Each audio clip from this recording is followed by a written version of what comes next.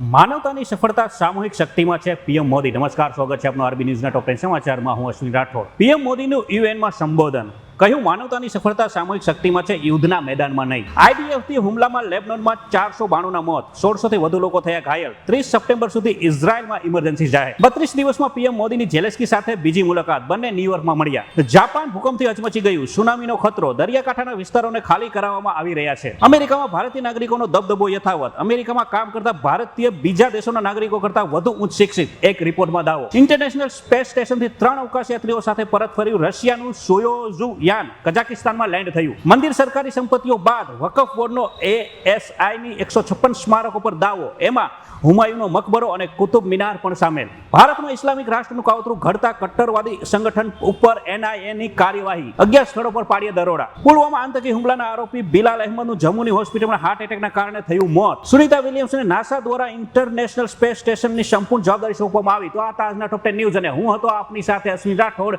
Jay Hind, Jay Bharat.